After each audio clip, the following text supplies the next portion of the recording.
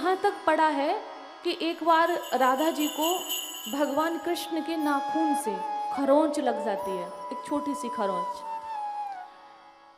तो राधा जी ने उस पर कोई मरहम नहीं लगाया, उसको ऐसे ही छोड़ दिया। और जब हम लोग जानते हैं कि जब खरोंच लगती है तो सूखने लग जाता है, कुछ समय पपड़ी सी बन जाती है। तो राधा जी उसको फिर हटा देती थी। जैसे ही वो सूखने लग जाए घाव, तो राधा जी उसको हटा देती थी। जख्म थोड़ा सा बढ़ गया। एक दिन भगवान की दृष्टि पड़ी तो भगवान ने कहा कि राधे, तुम्हें ये चोट लगी और तुमने बताया नहीं।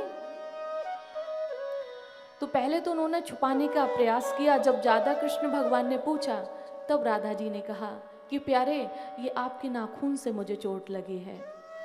तो भगवान ने कहा, इसमें क्या हुआ, कैसे भी चोट लगी, तुमको मरहम लगाना चाहिए था, तुमको बताना चाहिए था, हम वैद्य को बुलाते, मरहम पट्टी कराते। बोले नहीं प्यारे, मरहम की आवश्यकता नहीं है। क्यों? मैं कभी भूल भी जाऊं ना आपको, तो जब इस हाथ को देखूं तो ये जख्म देखकर मुझे याद आ जाए कि यहाँ तुम्हारा स्पर्श हुआ है, तुम्हारा हाथ स्पर्श हुआ है। इतना प्रेम था। संत जनों की बाणी बोले श्री राधा राधा। संत जनों की बाणी बोले श्री राधा राधा। श्री राधा राधा, श्री राधा राधा, श्री राधा राधा, श्री राधा राधा, श्री राधा राधा, श्री राधा राधा, श्री राधा राधा, श्री राधा राधा।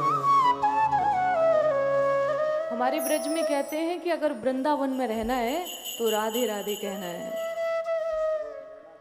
क्योंकि राधे के बिना संसार क्या चलेगा जब कृष्ण ही नहीं चलते हैं। उनके बिना तो वो इस धराधाम पर भी नहीं आए। उनको पहले भेजा, बाद में स्वयं आए।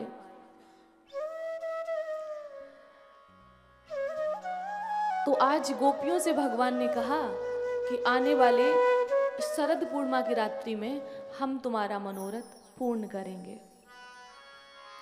आगे गोवर्धन लीला और उसके बाद में भगवान ने आज मन बनाया क्या, रास विहार का।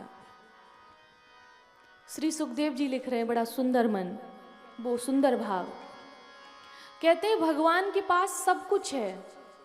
मैंने एक दिन निवेदन किया था आप सभी लोगों से कि भगवान के पास सब कुछ है, एक चीज नहीं है और एक काम नहीं कर सकते हैं।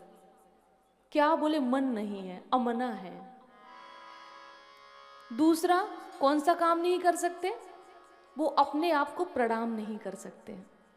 प्रणाम तो हम ही लोग करते हैं भाई, हमारे चरण स्पर्श तो आप ही लोग करेंगे ना, दूसरा ही करेगा ना, हम स्वयं तो नहीं कर सकते। ठीक उसी प्रकार भगवान अपने आप को प्रणाम नहीं कर सकते, अर्थात ये कार्य उनसे नहीं होगा। दूसरा, भगवान के पास सब कुछ है, क्योंकि संसार को जो कुछ मिला है वो भगवान ने ही दिया है। ये पूरा ब्रह्मांड ही उनका बनाया हुआ है। बस क्या नहीं है? बोले मन नहीं है। तो जब भी वो कोई कार्य करते हैं तो मन बनाते हैं। तो आज भगवान ने मन बनाया, लिखा हुआ है वीक्षरंतुम मनश्चक्रे, मन बनाया।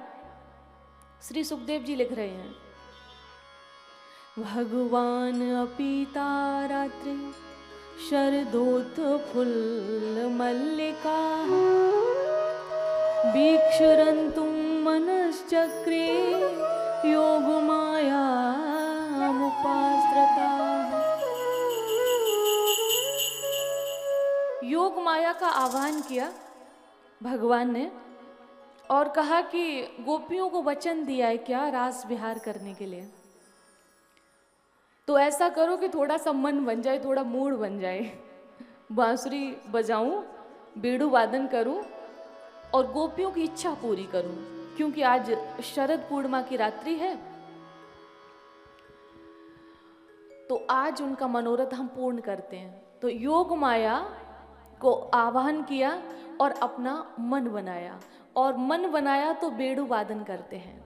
और जब बेड़ू वादन किया महापुरुष कहते हैं कि जब भगवान बीड़ू वादन करते थे, यमुना जी की लहरें जो चलती रहती हैं, चलायमान रहती हैं, वो स्तब्ध हो जाती थी। पाषाण जो अपने स्थान पर स्थिर रहते हैं, वो पिघलने लग जाते थे। और यहाँ तक भागवत में लिखा हुआ है कि जो हिरनी होती थी वो अपने बच्चे को दुग्ध पान कराती थी, तो वो जिस स्थिति में होती थी वैसे खड़ी रह जाती थी।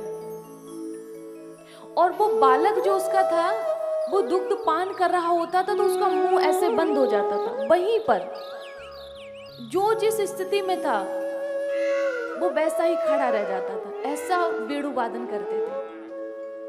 वैसे इस कथा में मुझे नहीं लगता, जैसे हमारे भैया, नाम तो नहीं याद है मुझे, बांसुरी वाले भैया, इनकी भी वेणु वादन कुछ ऐसी है जो सबको मोहित करती है। बहुत सुंदर बजाते हैं, बहुत सुंदर।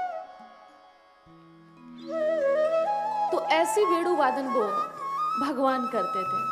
तो आज गोपियों ने जैसे ही वेणु वादन को सुना है, भगवान ने मधुर तान को छेड़ा है, तो जो गोपी जिस स्थिति में थी वैसी भगवान के पास दौड़ी चली आई। श्री सुखदेव जी जैसे परमहंस कोटि के मुनि, जो स्त्री पुरुष को भी नहीं जानते, वो लिख रहे हैं, लिम्पंत्या प्रमर्जंतोन्या अंजंत्या काश्चलोचने। बड़ा सुंदर भाव लिखते हैं कि एक गोपी श्रृंगार कर रही थी। श्रृंगार में क्या कर रही थी? तो श्री सुखदेव जी कहते हैं अपने आंखों में काजल लगा रही थी, नेत्रों में काजल। तो वो काजल लगाती हो और वेणु वादन सुनती है, तो वो काजल गिरते हुए हाथ उसके अधरों पे आ जाता है और वो काजल अपने होठों पे लगा लेती है। एक गोपी अपने अधरों पे लाली लगा रही थी और जब उसने वेणु वादन को सुना तो उसका हाथ नेत्रों में जाता है और लाली को आंखों में काजल समझ के लगा लेती है। और इतना ही नहीं, वस्त्र भी उल्टे सीधे पहने हैं, कहीं साड़ी है तो कहीं उनका कुछ है तो कहीं कुछ है। ये लिखा हुआ है कि वस्त्र भी सब उल्टे पुल्टे पहने हैं, कि वो वेणु वादन में इतना खो जाते हैं और भगवान के पास पहुंचे हैं। एक गोपी को उसके परिवार ने जाने नहीं दिया, ये भागवत में वर्णन है। तो वो कक्ष में उसको बंद कर दिया। वो भगवान के वेणु वादन में इतनी लीन हो गई, अपनी आत्मा को परमात्मा में लीन कर दिया। लीन करने से वो आत्मा के रूप में परमात्मा अर्थात कृष्ण के पास सबसे पहले पहुंच गई। उसने अपने देह का ही त्याग कर दिया। यहाँ पे राजा परीक्षित कह रहे श्री सुखदेव जी से, कृष्णम विदु परम कांतम ना तो ब्रह्म तया मुने, कि ब्रज गोपियां तो कृष्ण को नंद बाबा का लाला मान के प्रेम करती थी, ना कि ब्रह्म मानती थी। फिर उनकी इतनी ऊंची गति कैसे हो गई कि उन्होंने अपने शरीर का त्याग कर दिया।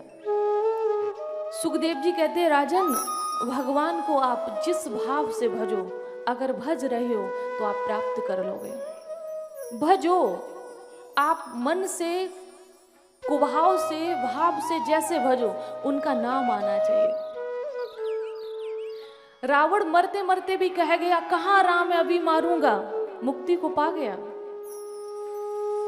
जब भगवान ने 31 बाण एक साथ छोड़े तो 10 बाणों ने उसके 10 शीशों को काटा और 10 बाणों ने 20 बाणों ने उसकी 20 भुजाओं को काटा और एक बाण बचा, वो उसकी नाभि में भगवान ने मारा और जैसे नाभि का अमृत सूखा वो धड़ाम से गिरा और क्या कहता, कहाँ राम, मैं अभी उसे मारूंगा, ये कह रहा है। और इतना कहकर भी वो राम को पा गया। अर्थात भाव से, कुभाव से, कैसे भी भगवान का नाम अगर आपके मुख पे आ रहा है तो मुक्ति को पा जाओगे। और भगवान ने एक बहुत बड़ी छूट हम लोगों को दी हुई है। क्या?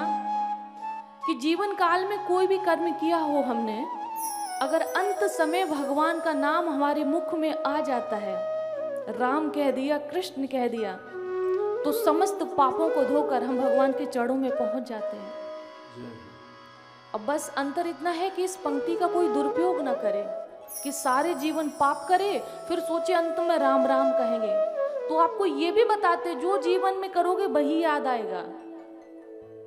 हाँ, किसी पर अहेतु की कृपा हो गई, जैसे रावण के मुख से राम निकल गया,